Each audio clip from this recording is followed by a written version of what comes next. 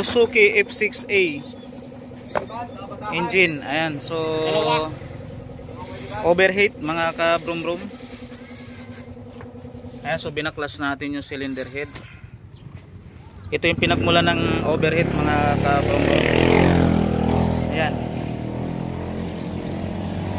Ayan yung pinagmula ng kanyang overheat.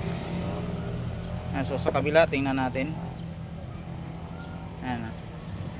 So kabilaan yan yung mga pagitan ng piston cap. Ayan yung mga pagitan na yan ang pinagmulan. Sobrang itim oh. Ayan din oh. Ayan. Ayan, shout out sa may mga Mitsubishi Suzuki F6A engine. Ayan, so shout out sa inyo. Ito yung kanyang pamalit, federal. Ayan, so nakalagay dyan Suzuki F5B F6A. Ayan, so 3 cylinder. So isa lang yan mga ka-brum-brum. So ayan, at i-re-repiece natin ito no.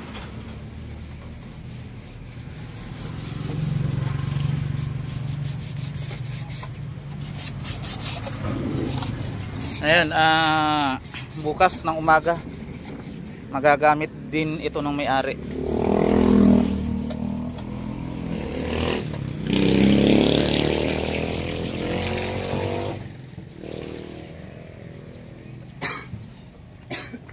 Dito nag-umpisa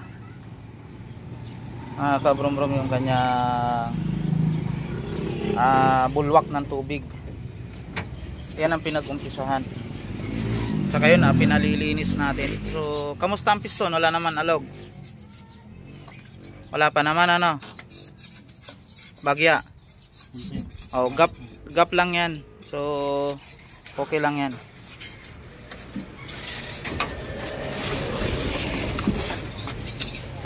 General, shout out. Shout out.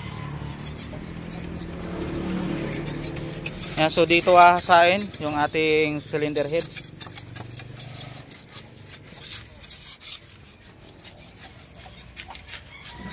Ayan, subscribe, like, and share para sa ating YouTube channel. Ayan, so maraming salamat po.